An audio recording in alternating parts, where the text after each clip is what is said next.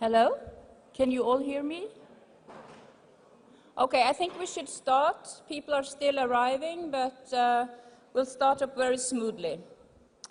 So I would like to warmly welcome you all to this second day of our audiovisual media conference here in Riga. My name is Ingvil Konradi Andersen, and I work as a senior advisor to the OSCE representative on freedom of the media, Dunja Mijatovic. Dunja is the former chair of EPRA, and of course she sends her warm regards to her old friends. I also, by the way, have a future working for the Norwegian media regulator, so I can very much say it feels like coming home to this environment. So yesterday offered some fruitful discussions on what will be some of the main challenges and the main issues that the Commission will have to deal with in this refit exercise of the AVMS directive. And before we start to explore different ways of securing media pluralism, we shall spend some time summing up the work of the different working groups yesterday, which I believe also will serve as an excellent introduction to our next panel.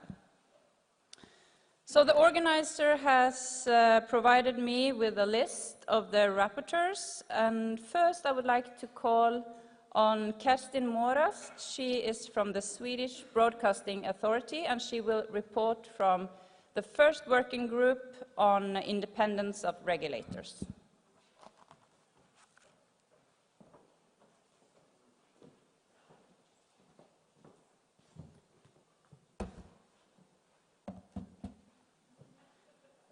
Good morning.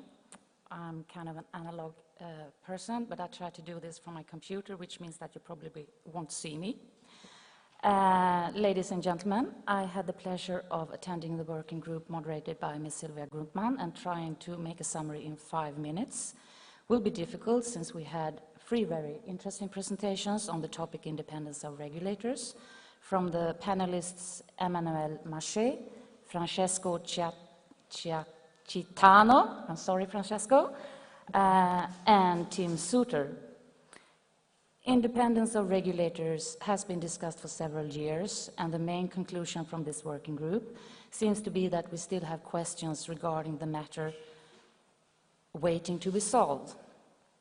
Ms. Emmanuelle Maché from EPRA told us a story based on her experience as the secretary of that organization, where independence of regulators has been a topic never out of fashion and high on the agenda. Some paradoxes pointed out by Ms. Maché was that there is a high demand on independence in the field of telecom, but not for broadcasting. While the topic has never been so present, there has never been so much pressure on regulators. But only 13 out of 28 regulators answered the public consultation on the Indirect report. Ms. Maché also made the conclusions that little streams make big rivers. It's important with cooperation and coordination to make synergies in order to promote the best practices and key characteristics. The implementation of indirect ranking tool is then a step towards independent regulators. Sometimes it's perhaps time to turn tables and discuss sharing of responsibilities. Legal requirement needs political will. What will be defined inside the European Union will also have impact outside the European Union. And regulators have a responsibility to strive towards independence. Mr. Francesco Schiacitano from AGCOM, Italy, then continued to describe the relationship between independent regulators and economic cycles and the work of the ERGA subgroup on independence of regulatory authorities. He pointed out that independent regulators is often seen as an obstacle by the government in times of economic crisis. This is a moment when independence is put at stake, and we need to find different criteria on what characterizes an independent regulator. But independence can be seen from different points of view, and independence is in the eye of the beholder. He also made a reference to the telecom sector, where there is a clear idea of independence, which is established in different criteria. As for the audiovisual sector, there's an assumption in the AVMS directive that the regulator is and should be independent. The difference between the sectors should be explained that the media sector is different, or could be explained as the media sector is different, and that control of media is important and not always in a positive way. The institutional and constitutional setup is different in the different member states, and these difficulties is difficult to solve. These differences is difficult to solve. At present, there is a questionnaire on independence distributed by ERGA, which covers 7 main areas, such as decision-making, human resources and financing, appointment procedures and governance. Answers will be collected by the end of March and summarized in a report. The outcome will be reported to the second ERGA plenary 2015 for approval, and publication is planned by the end of 2015. One other issue is that there is no body monitoring the compliance with different indicators. One suggestion discussed at another workshop is that ERGA might be a monitoring body, but for this the platform has to grow. ERGA is at present in a very early stage of development with limited resources. The conclusion was that the independence is difficult to achieve, but we must continue trying. There is a momentum building up as regards the applicability of independence to audiovisual regulators. Last, Mr. Tim Suter from Perspective Associates made some reflections on independence, or rather the level of dependence. One reflection was that an authority deliver after the goals set for them. Without constraints, an authority will have difficulties to operate. There would be an uncertainty. Constraints can then give you freedom to operate. Perhaps we should rather talk about levels of dependence and how we qualify the degree of being dependent. And Mr. Suter then put forward 3 questions to bring along in the work. Is greater coordination at an European level a way to legitimate differences, or an opportunity to require more uniformity, to even out our differences? How does independency work in a world more defined by self and co-regulation? Are we focusing enough of our attention there? Is there a set of tools to measure independence that is efficient and easy to use? Then, would such a set of tools actually be telling you something that you want to know? The more efficient set of tools, the less likely it is that they will tell you something. Maybe we should complicate and not despair. Ms. Grundmann made the conclusion that a lot of the discussion needs to be continued. Diversity is our nature, the nature of our Europe. Maybe we do not need a legal definition of independence. Nevertheless, the power of the purse is an important factor. Financial independence is then important. Another factor is accountability, that has emerged as a principle that has to be ensured, but also needs to be further discussed. And with this, I thank you.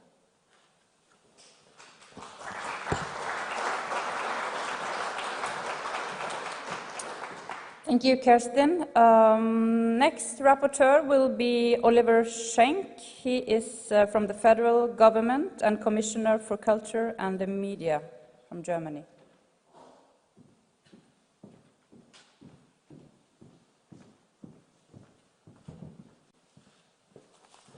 Yeah, good morning to everyone. Yes, it's a complicated name, but in essence, it's the Federal Ministry for Culture and Media, where I'm coming from, in Germany. I had the pleasure of attending the second work group with the name Technical Compatibility, One European Standard. And let me start by reporting about the gender balance. The panel was perfectly balanced with 2 women and 2 men. However, that was not mirrored in the audience. There are about as many women in the audience as there were on the panel. So, 2. But having said this, let me start by raising some, or summing up some common points that all the panelists shared. First of all, it's quite clear that standards become more and more important and more relevant as the old TV turns into a complex media center, which was said by one panelist, TV is dead, long live smart TV, which pretty good expresses the development. Then they all shared the understanding that standardization should be market-driven and not mandated by regulators at all. And they quoted history for that, because there has not been yet seen a standard that was mandated and successful at the same time. Further on, interoperability benefits the end user, and it's not only the end user, every stakeholder of the value chain should profit. And a good example for that is HBB TV, which doesn't only benefit broadcasters, but every stakeholder in the value chain. But there are still obstacles to access, and that leads to end-user frustration. However, these obstacles are not created by technology. They are rather created by business conditions. That, for example, one operator cannot afford the licenses for accessing the content from abroad. So it's rather a copyright problem, but not a technical problem of the standard. And there was also a common understanding that one single standard is not realistic, but there should be at least minimum standards that would be desirable so that the industry can innovate at scale applications. There was also some controversy about the question how much fragmentation by standards is still good or would even be needed. And interestingly, both sides argued with innovation and competition, saying that more fragmentation would lead to more innovation and competition, while the other side said less fragmentation would lead to more innovation and competition.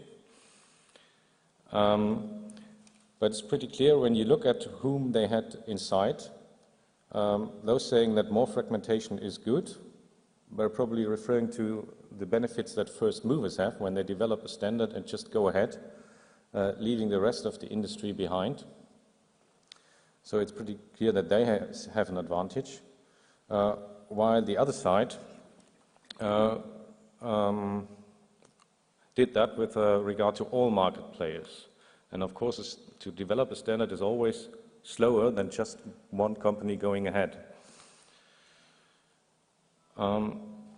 As there were different views on how much fragmentation is needed, there were also different solutions offered.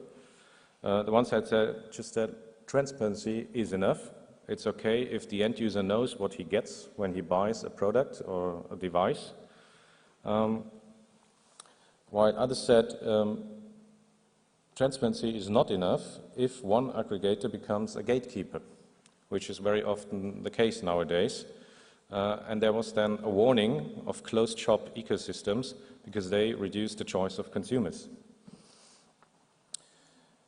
Then in the question and answer session, there was a question about HBB TV, which does not allow, or only allows apps from the same provider. So when you switch the channel, all applications are killed.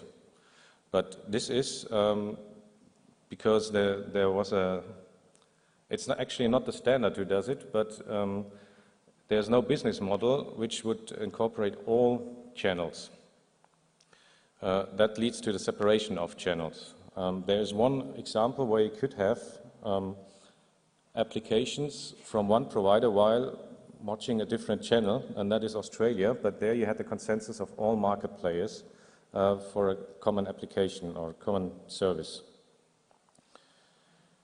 It was also talked about which should come first, content or the device and the standard. which is more or less the egg-hen problem. But there the conclusion was that actually all sides have to agree at the beginning and then develop content and devices in parallel. Another specific question was about conditional access models and software, whether it would be easier to just download the software for different encryption systems. Of course, there's the problem that as soon as it's downloadable, it's also easier to hack this software, but there's development ongoing, and of course the aim is making it as proof as an embedded device. Now, coming to the conclusion, to the question whether there should be one European standard, the answer clearly is no. That's not realistic, but there should be at least there should be standards, and they should provide minimum requirements in order to leave enough flexibility for providers to build upon the minimum standard their own applications, and thus creating unique selling points for them. Well, thank you for your attention.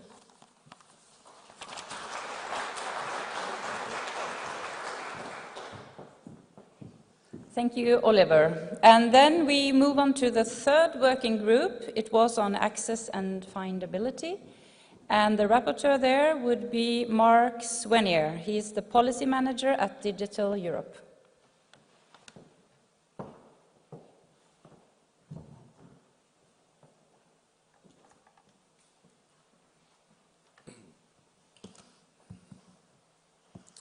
So, thank you. So yes, my name is Marc Soignet. I'm a policy manager for Digital Europe, and I had the pleasure to take the notes for this third and last session about access and findability. With the room pretty full, so concentrating this in 5 minutes is quite a challenge. Yeah, I'll try to give a broad overview of what the two panelists first said, and then gather together some thoughts that were given by the audience. So the session was moderated by Lorena, and we had an address from EBU, Ms. Frank, and from Liberty Global, Mr. Hutchins. So Lorena introduced the topic by referring to the green paper on convergence, saying that the idea had been to address the question as wide as possible, also see whether blurring of roles in the audiovisual sector from content to network, whether these phenomena were making current rules obsolete or not, and so must carry would be one of the questions to think about. And so she expressed the interesting result that in the consultation the question of findability arose, which was not foreseen before. So the idea was to define the problem and try to see if current rules address them. So the first address was done by EBU, explaining that the must carry and findability are concepts that go together, especially in today's more and more in today's situation where operators can vertically integrate across networks, devices, and services. That must carry provisions in this as they exist today might not be fit to address this. So perhaps here there's a footnote. There was a reference to the merger between UPS and Zigo that was discussed, and it was also clearly stated that both European and national authorities gave a go to this. There was also a link made with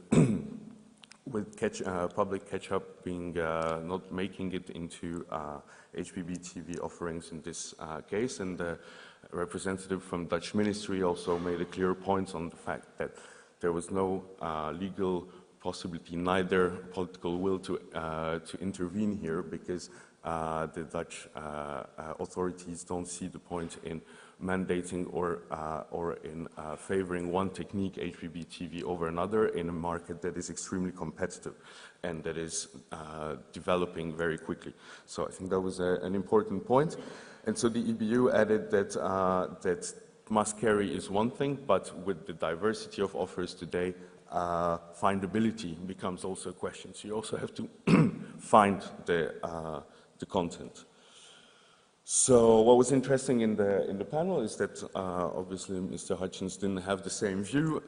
He more pointed out to the incredible multiplicity of content that is a key trend today that will keep developing, and that in this context platforms have to compete more and more in order to satisfy and attract consumers. So this means that the objective is to get balanced offers with the widest possible choice for consumers and designing search and recommendation tools that help the consumer and empower the consumer in choosing the content that they want to see.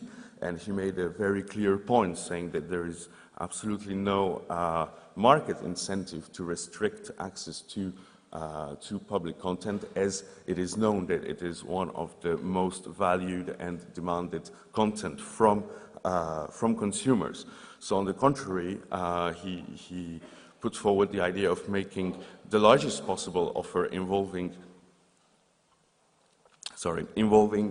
as many actors in the ecosystem as possible, so as to stimulate the whole ecosystem altogether, to encourage content creation and to design more and more innovative tools and services for the consumer. So that was the first big dimension. Second dimension would be, so Lorena asked, okay, so if, let's say, search engines and EPGs would not be enough for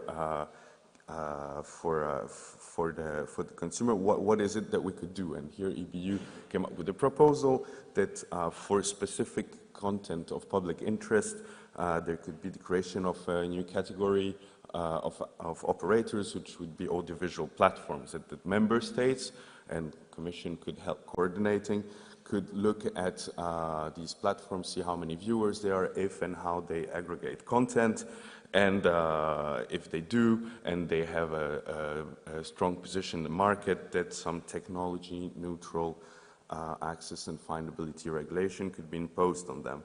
So it was also discussed whether the AVMS is the right place to do this, since it's more about services and not really about platform. Quoting, it would become a strange animal. Okay, so that's one question indeed. So on the other hand, Mr. Hutchins did reiterate the fact that there is no incentive whatsoever to not allow public content to make it into offerings, as it enjoys an extremely high popularity. So that he didn't see EPG regulation on EPGs, for instance, helping the ecosystem. He more called for a level playing field so as to enable fair and square competition with US companies. Another example was the issue of in Denmark some closed system that was not proposing local content, and here as well it was the issue was acknowledged, but it was also strongly highlighted that it's not the question of one closed system that is really relevant, is whether the user has access within the region to the public interest content, and whether this closed system enjoys a dominant position or not in the market. And if it does, then competition rules might apply. Other questions, other points were highlighted. Somebody highlighted the fact that there is some content which doesn't necessarily have an economic value, and then in this case, so for instance, news, access and findability are very relevant.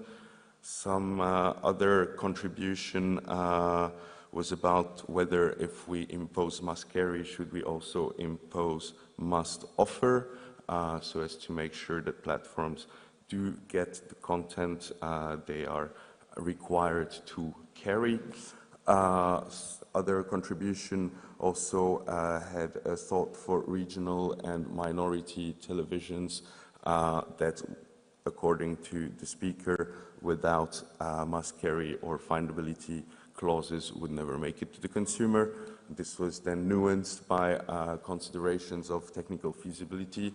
In some cases, it would mean putting hundreds of channels on the first page of an EPG, since second page is already considered a discrimination. So is this really technically feasible? So let's say these were more or less the questions. I think as conclusion, we can say that clearly there is a division between stakeholders. Some identify risks, some don't see risks but see opportunities in the same area.